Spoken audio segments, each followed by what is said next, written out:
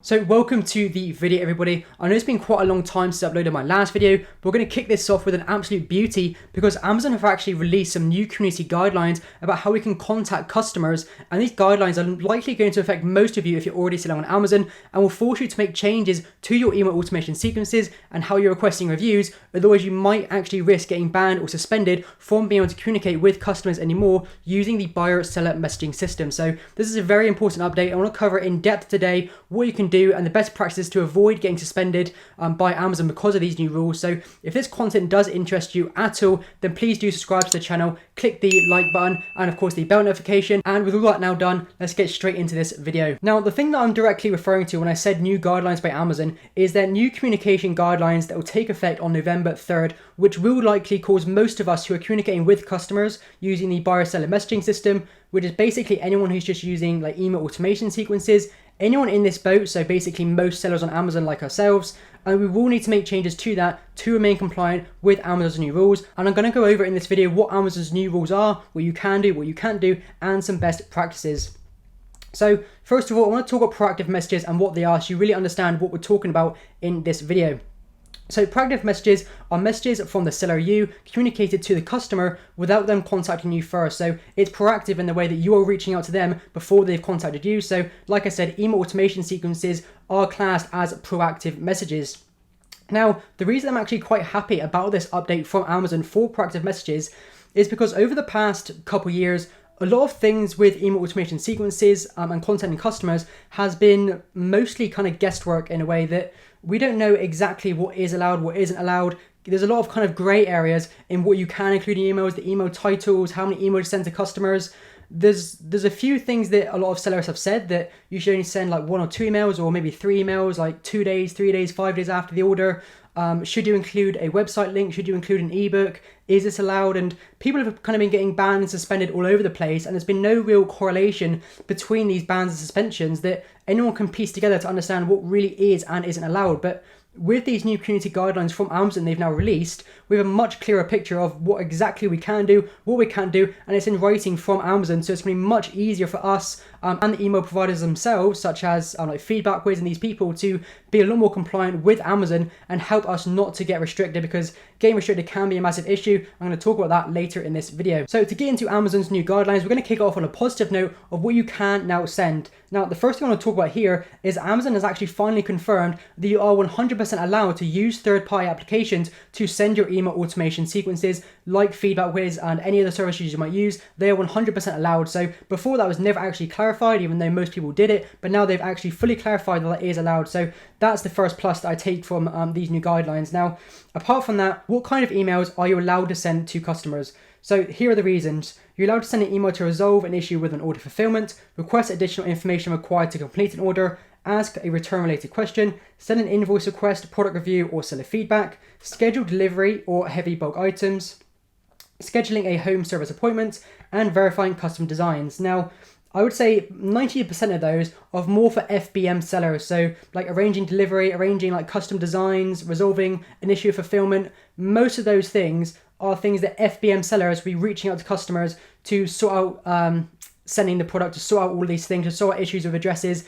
That's mostly the FBM seller kind of route. Now, what I teach here on the channel, and I'm sure what most of you are here to learn, is more about the FBA route. So the thing that really sticks out to me here is they have actually said to us now, Amazon have said, you are allowed to send a product review or seller feedback request to a customer when they purchase your product. Now, before this, again, was kind of a grey area. They always said you was allowed to ask for honest review and things like that, but a lot of people were getting suspended for the ways they were doing that. But Amazon have now really put into writing and said you are allowed to ask for a review for every order you get. And I'm going to go into more like how to do that and the kind of restrictions around that later in the video. But just to outline that, Amazon have said that that is allowed now, which is, again, really good. They finally outlined that for us as sellers. So as you can probably tell, I am very, very pleased about that. But now we've been through what kind of emails you can send to customers, let's go through what you can't send, which inevitably is actually a bit of a longer list and a bit more detailed. So here it is. You are not allowed to send order or shipping confirmations to customers because Amazon already sends these. So I know a lot of people, and including myself in the past, when a customer has purchased my product, I've actually sent them an email saying that your order has now been shipped. Now, this is something, like I said, I used to do, but with Amazon's new guidelines, they're saying you cannot do that because they already send these emails to customers and they don't want customers to get annoyed with the emails. They don't want complaints. They want to give the customer the best experience possible. So if they're getting duplicated emails from the seller and of course Amazon at the same time, it isn't a good customer experience. People don't like receiving loads of emails and getting spammed as it is. So this is just kind of from Amazon just to really help that customer experience, which really I don't have any issue with. That's completely fine. It doesn't bother me in the slightest that. So next up is messages that only say thank you or are here to help buyers if they have any problems. So again, something I used to include in one of my emails, not just by itself, but kind of included in other parts, like the or shipping confirmation email, would be that I would just say like, thank you for purchasing the product. And if you have any issues, like when they receive the product, then here's a contact button to contact me so that I can kind of nip any issues in the bud before any negative feedback is left on my listing. But Amazon are now saying that emails just to say thank you and to leave contact information is again no longer allowed. So they're really trying to move in the direction that they want to limit the amount of times you're contacting the customer. So moving on to the next point is marketing or promotional messaging, including coupons, language that incentivizes or persuades a buyer to submit positive product reviews or seller feedback, including by offering compensation, money, gift cards, free or discounted products, refunds, rebates, or reimbursements, or future benefits.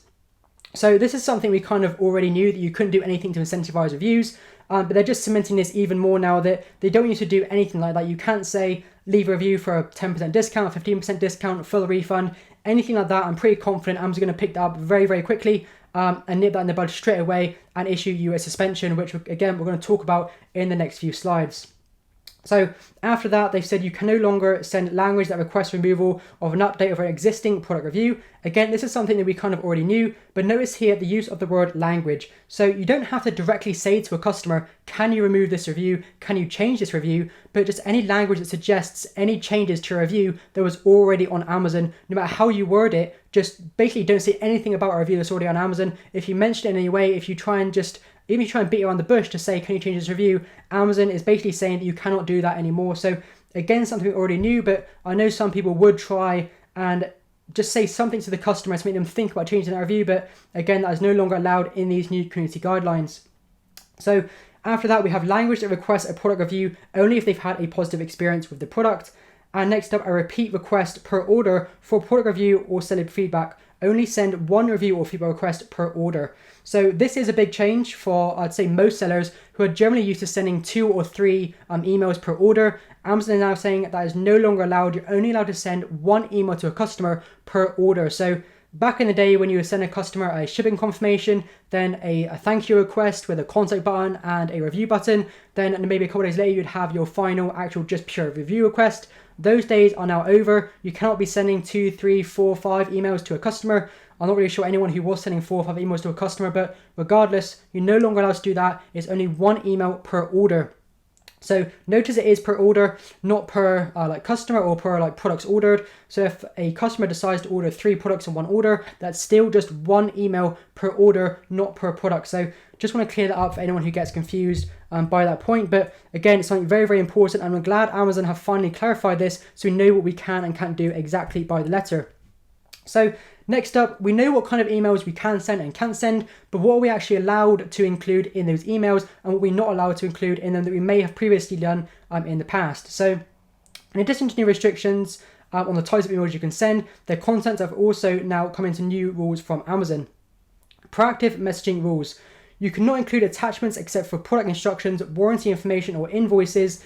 So does this mean no more ebooks? Now, as soon as I thought this, that is initially what I thought, but upon reading a bit more and thinking a little more about it, you can still include ebooks with your products, which I know many of you do to try and differentiate and stand out from your competition, but you can still do that. And the way that I would do that with ebooks now is if you were selling, I don't know, a cooking product and you had an ebook of loads of recipes in there, what I would do now is just include in that ebook warranty information or invoice or product instructions so that you do still have that in, but included in your product instructions or your warranty information, you also have your ebook. So you are still sending that information to the customer, you are still being compliant with Amazon's rules, you're just adding in your ebook to the things that Amazon have said you can send. So to me, I don't see any issues with that, and I think that is completely fine.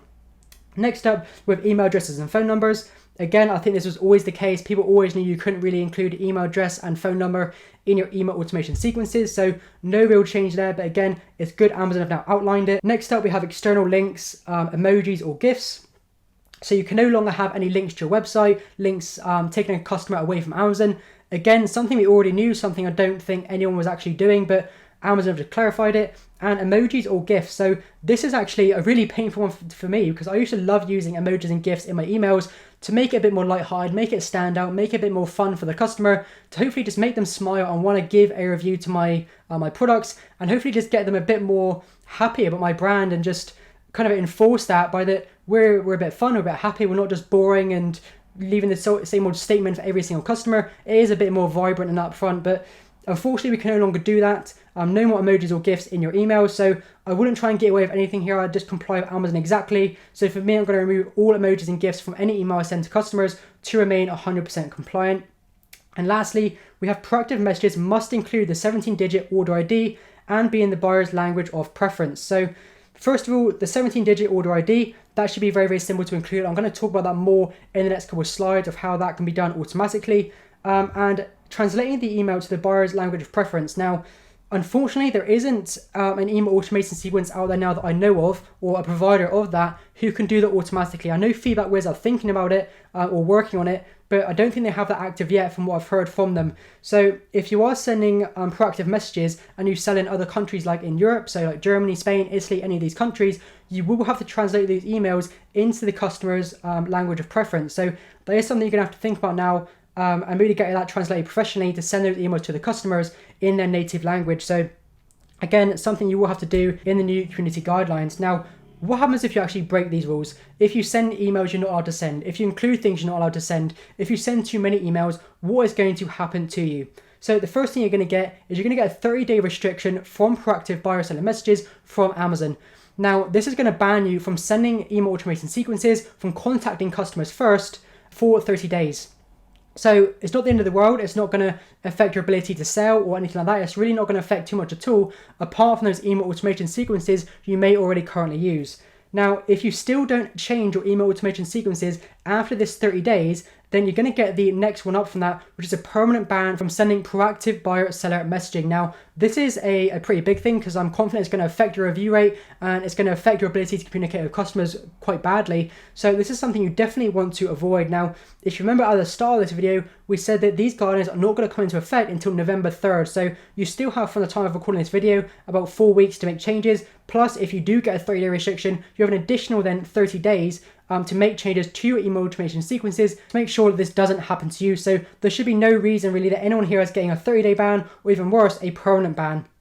Now, I do want to cover quickly that a ban does not affect your ability to reply to customers if they contact you first. So if a customer has an issue with your product and they contact you using the communications platform on Amazon, you will still be able to reply from them, even if you've got a 30-day or permanent ban from Amazon, because proactive messages are different from just buyer seller messages contacting your customer contacting you and you replying to them. They are two different things. So you'll be permanently banned from proactive buyer seller messaging. And just for anyone who doesn't understand the proactive part, that is you proactively contacting the customer. But apart from that, if a customer contacts you first, you will be able to reply back and forth as many times as you need to fix that issue and provide a good customer support service. Of course, that's what Amazon always wants. Likewise, even if you do have a 30-day or permanent ban from sending proactive buyer seller messages, you will still be able to request reviews by using the request a review button on every order. So that's what we're going to go on to talk about now.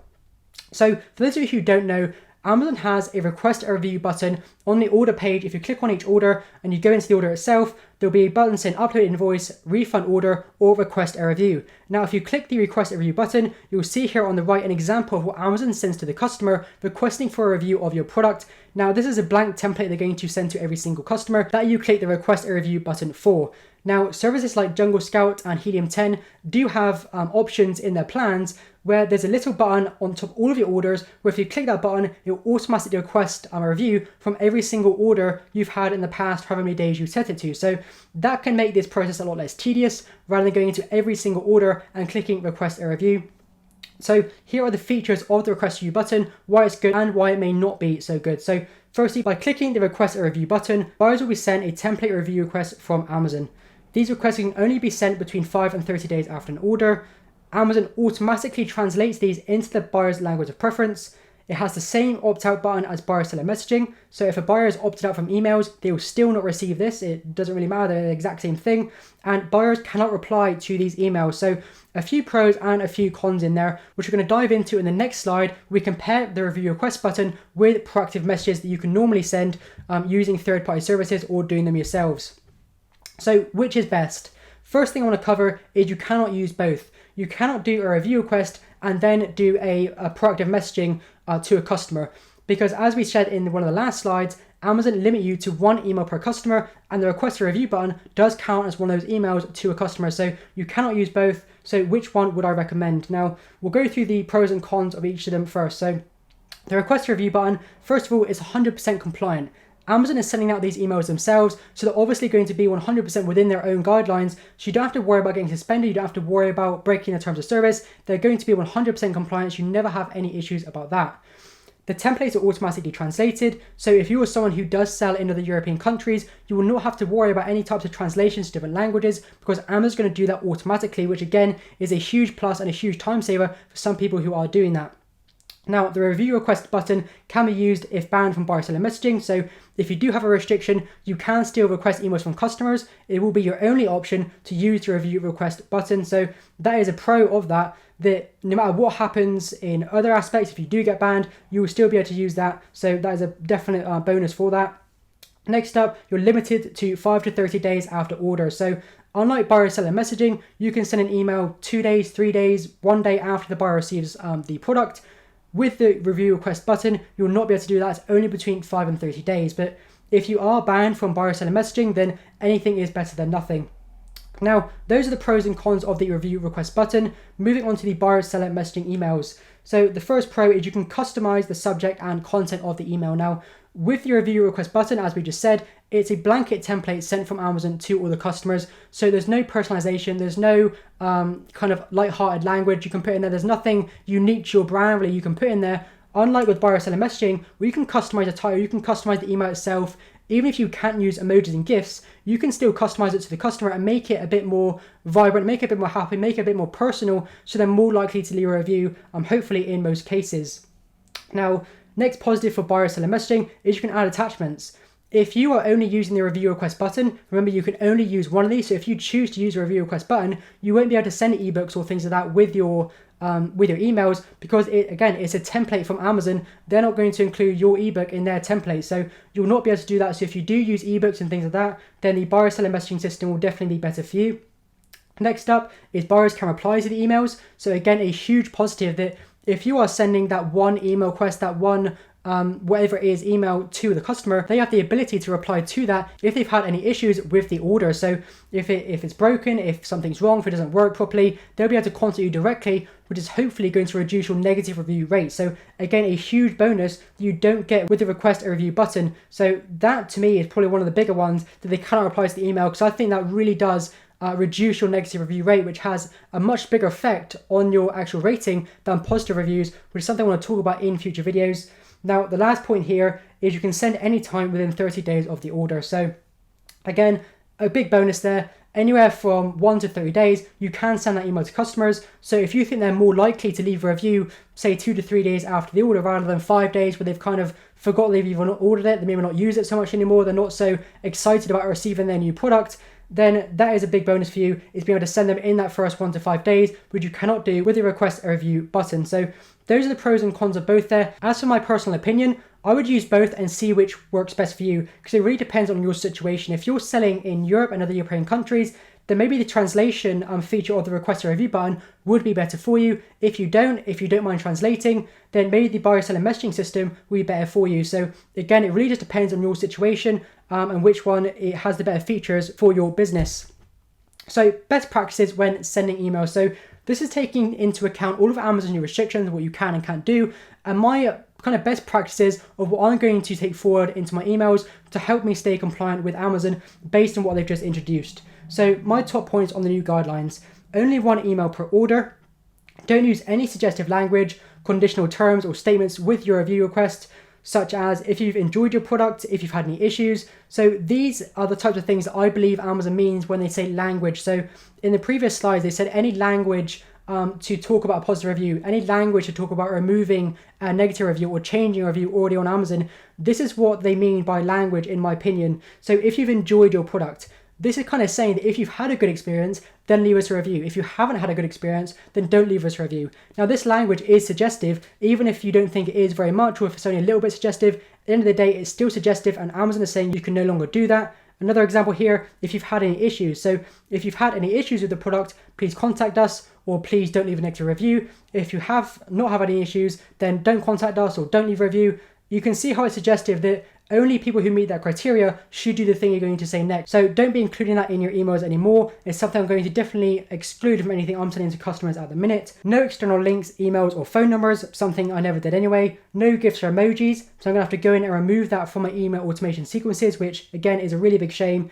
Keep it short and simple. So I don't really like massive paragraphs, really long, kind of almost like a sales copy to a customer. You want to keep it short, keep it simple, keep it personal to the customer, and still try and keep it as fun and vibrant as possible while getting to the point. Customers don't want to read your emails about a product they bought for £15. They're really not that interested. So to me, the best way to get a review, keep it short, keep it simple, keep it fun, and hopefully that will give you the best review rate. Next up, only include attachments that contain instructions, warranty information, or invoices. So again, if you do have ebooks you send to customers, make sure it includes one of these 3 things to stay compliant, and don't include important in the headline. Now, this was a rule that Amazon have had for a very long time, but it's something they've emphasized in these new guidelines. So I just want to emphasize it to you again, is don't include important in the headline.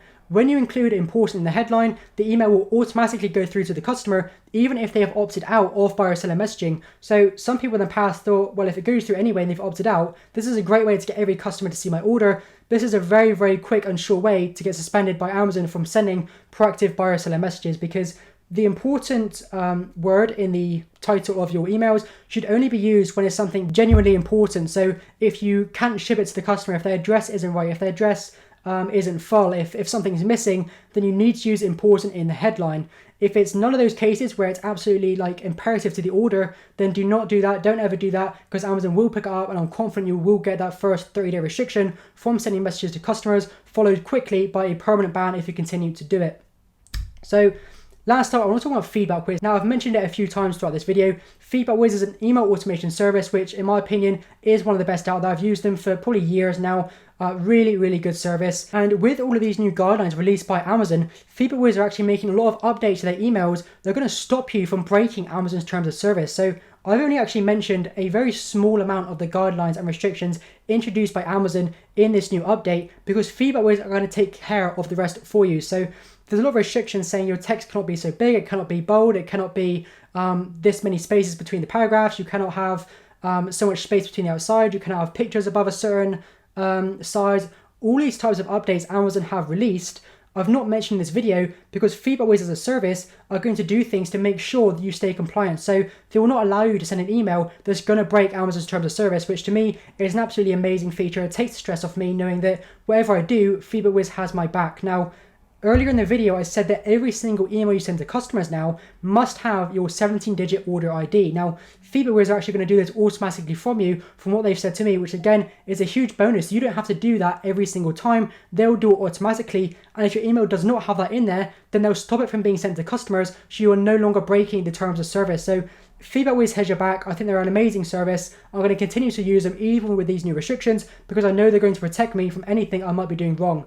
Now, if you do decide to use FeedBackWHIZ, I have an affiliate code here. There's no shame in saying it is an affiliate code, but at the end of the day, it gives you 1 month free and 50% off your second month. So I think it's a win-win for everybody. But whether you use the code or not, I still recommend FeedBackWHIZ. I still think they're the best, and I'll still use them regardless if anyone uses that code or not. So the code is RGW50, and again, that's 1 month free and 50% off your second month. So I hope you enjoyed this video, guys. If you have, I'd really appreciate it if you go down, subscribe to the channel, hit the like button and hit the bell notification. I really don't know why you wouldn't if you enjoy this type of content. There's loads more coming, and I personally think it's very valuable, even if I'm a bit biased. But I really hope you've enjoyed it, guys, and I'll see you in the next video.